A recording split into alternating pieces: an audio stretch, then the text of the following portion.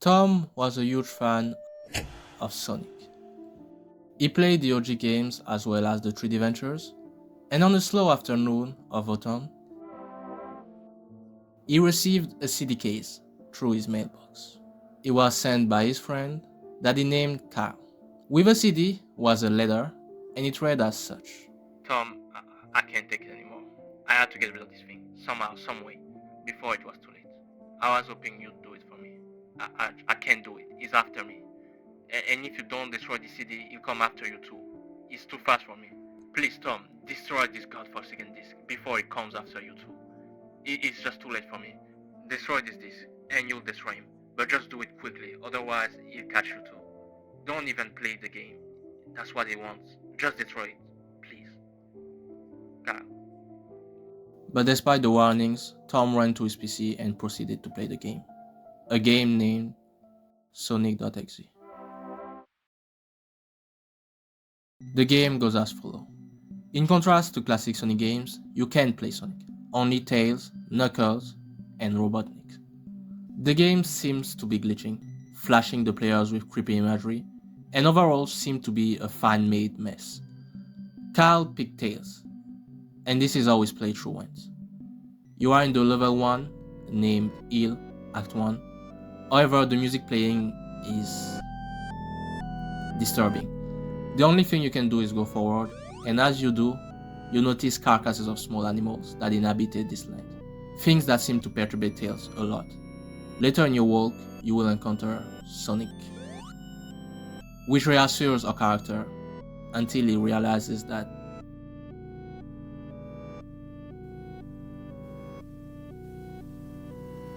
this is not Sonic. He will ask you to play a game, hide and seek. This is where the environment completely changes.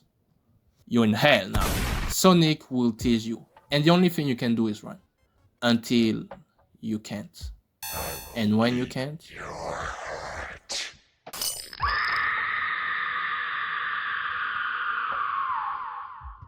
the game will continue with this entity named X, killing the characters in different gruesome ways. X is an omnipotent being, torturing the players receiving the X game.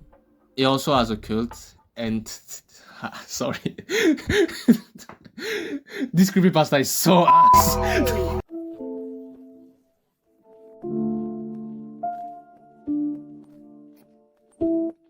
This is the OG version, and this is the less scary thing I tried to turn scary in my life. It's over complicated, over detailed. It reused tropes that we all know, like the hyper realistic blood. Like, shut that shit up. But I love this creepypasta. I love it so much. And we can't remove the iconicness of this piece, despite the flaws. Talking about flaw, the last paragraph is horrid. He law drop a cult out of nowhere. But it's so ridiculous. But whether we like it or not, X is an icon, and he is the first popular horror about Sonic.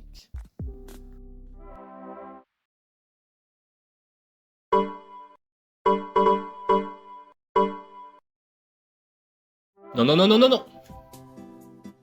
It's self-promotion time, so if you like the video, sub, like, join the Twitter too, cause why not? And yeah, go back to your video. Horror media and Sonic is such a fascinating story. Let's take it from the start. Sonic is a really popular video game license that has for center Sonic, a blue hedgehog created by Naoto Oshima, Yuji Naka, and Hirokazu Yasuhara.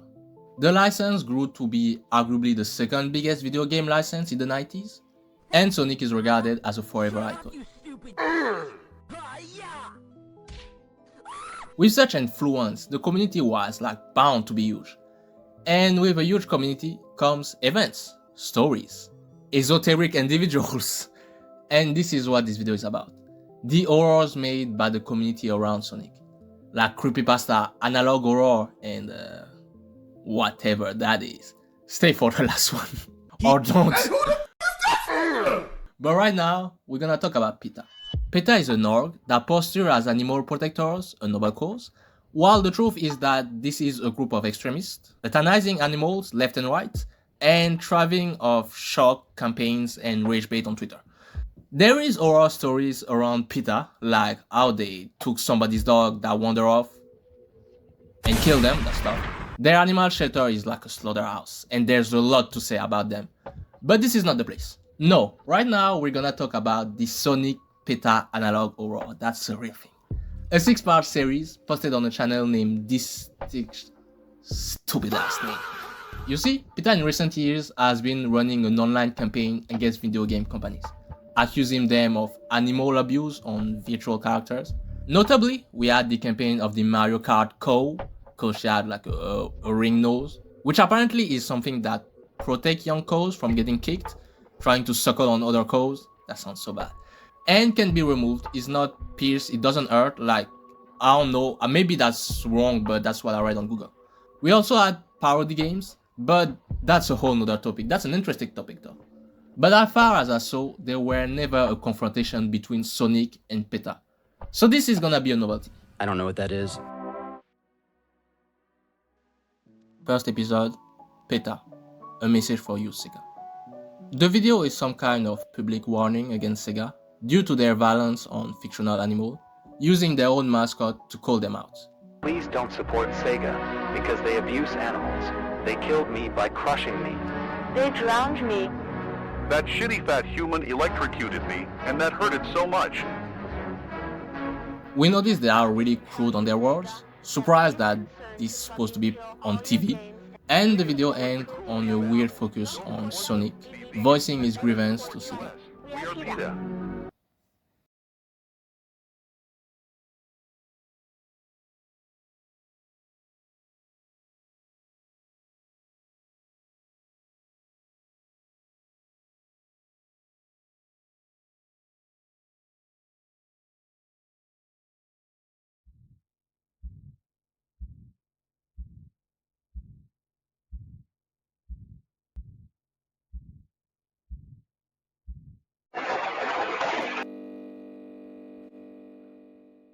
We can already see that Sonic seems to really have a beef against Sega, maybe personal, and also he's talking about getting report.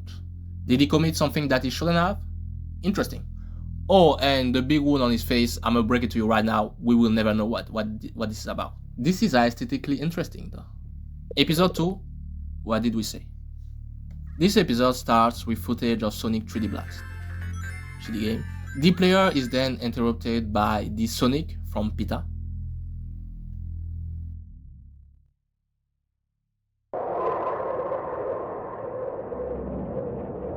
We can guess that this is the POV of someone who supposedly followed the teaching of PETA, or at least someone who have seen the latest video.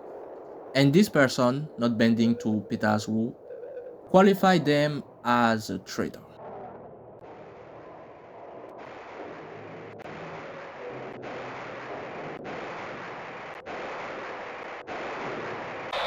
Animals are not for fighting or being eaten. We have explicitly made it clear that no one should play, support, or have anything related to Sega games. I never thought that some of my followers would betray me, but that does not matter.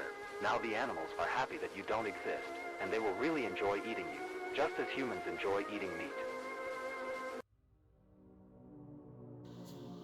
So we can already point out Sonic as the threat in the series.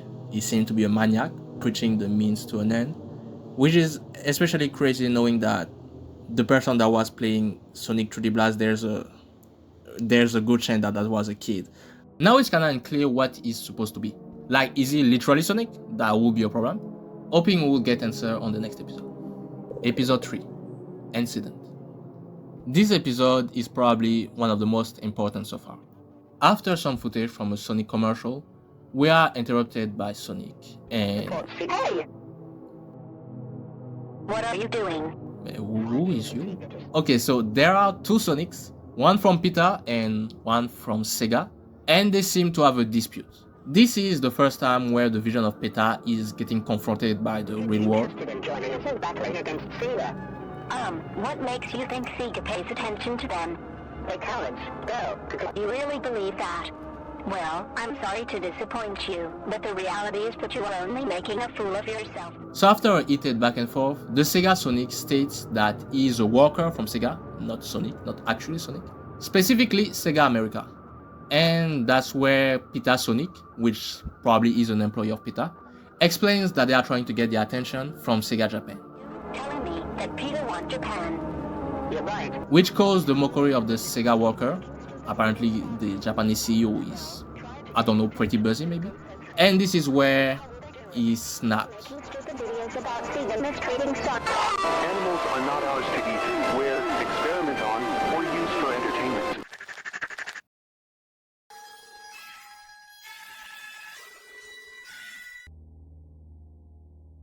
Okay, so what just happened? Sonic is named Matthew. He is not an entity like X. He is just a serial killer, it seems, working under the guise of PETA, pushing their propaganda. He killed the Sega employee, he killed several people, matter of fact, and I think it's time to talk about their motives. This is stupid. I think we all know the characters of Sonic, and he's kind of a eco-terrorist, if we keep it a stack. The first Sonic is about freeing small animals, trapped by a machine made by a neck-shaped tech guru. And even ignoring the fact that they are fictional characters, the game quite literally encouraging you to not drown the fox and don't let the hedgehog die, like that's a game over. So it seemed to be a bit shallow to justify all that. A murder is rarely justified, but it also seemed that there are ulterior motives. They both seem to really hate the Japan CEO, calling him a coward and an egocentric. Interesting. Episode 4 and 5. Episode 4 starts with a news section that explains that several people have been disappearing, mainly Sega's employees. But then there are already 24 missing, being that most of the missing are Sega. He then cut to a text of somebody in distress about the recent events. Interrupted by Matthew, and he has some to say about the recent disappearing. But we realize that Sega Japan not only mistreats animals, he does not care about his employees. He only worries about himself and the money. Okay, continuing with Japan. Stop buying games from Japan. Stop supporting him. That self-centered Asian shouldn't be standing still. America doesn't need... Okay, the screamer. I can't really recognize the corpse, like every victim's had brown hairs. I don't have a lot of hints, but it doesn't really matter. What's important is the text following.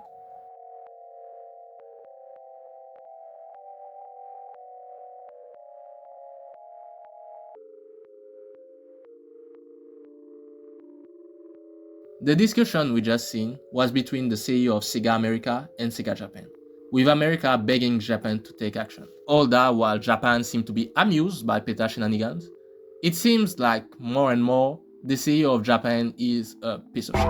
But also, it's like, what are you asking him to do? Like, my nigga, call the police.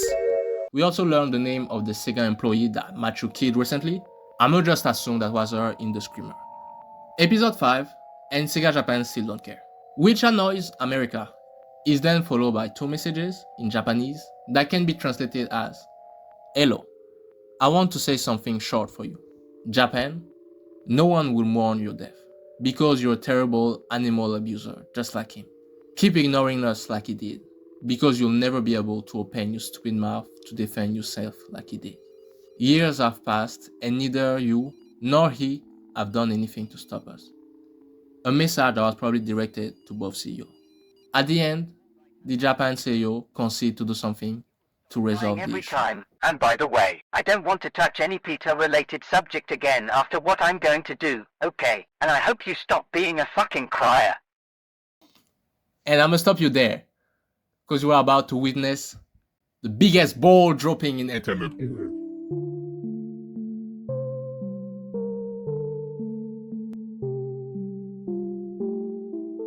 The last episode of this series doesn't take himself seriously at all. They be cracking jokes, and you can feel that the story don't know where to go. Also, Sonic turns racist for no reason. I don't really take it seriously. I guess it's like the psychopath killer is racist. Oh, it's not an apology. It's just kind of out of nowhere. So it's disturbing. All in all, I like the premise of the web show. The visuals are really cool, but it always adds this issue of not being scary. Like I'm a 20 years old jobless black man. You're not scaring me with Sonic, bro. Well, I mean, not with this one, at least. Try to run. The show is on a hiatus, and I doubt that it will come back. But an interesting piece, nonetheless. But we have a problem right now. This video is named The Horrors of Sonic. And I'm O2 right now, like I suck. So I thought, what if instead of looking for a media, I looked for an individual. One so disgusting, it will scare the audience away. Let me tell you about the tale of Jasonic 1977. On the hospital bed lies a man, trapped within his mind. He has been in a coma for several days after self-mutilation. In his dormant phase, he can see millions of colors. In the mess of his mind, he's trying to remember. But while most people will see the face of their mom, family, Jasonic only see a blue blur. And as he woke up, he realized that what he saw was his savior. Okay, let me reformulate. Canada's own Jason Crevier, huge Sonic fan, ended up in the ER cause he was inserting pencil and rusty nails in his ass. Put that thing. And in his coma, he saw Sonic cause he's a huge fan of Sonic. And since then, he's tryna f Sonic. I promise. Put that thing. Jasonic is what we named a plushophile, meaning he is sexually attracted to plushies, but especially Sonic plushies. This man has been using his Sonic plush as a flashlight since the 90s. One part of his story that is really odd is how he is open about his activities, discussing his fetishes around different forums and even around underage Discord users. Like, yeah, you thought it would be regular? I think discussing it around is part of his fetish, like he gets a sick kick from it. You could find him on Kiwi Farm pages getting absolutely cooked because he's odd, and most people there believe that he shat on his plushie. That's tough. It's also there that he admitted that he don't clean his plush cause Sonic quote unquote like his musky smell. Fellas. Also, you can find him admitting that he's watching the hub while doing this. Like, he's on what category? Like Sonic SFM backshots? Now I know what you're gonna say. Epoch, you're on his ass. Just let the dude hump his plushie. We all doing that. And that's not illegal. He sent a dick pic to a minor. And this is where I stop. If you want to know more about the story, I advise you watching the Toastify video. And there is really no conclusion to this video, except that Sonic horror is corny. But the effort put by the community when it comes to project is always admirable. Do you know about the Sonic fan dev that was possessed by a pedo ghost? Hey bro, leave my channel, bro. Leave my channel. And sub though, sub for sure. You know that I love you, and I just don't know what I can do. You break my heart in two. I wanna take you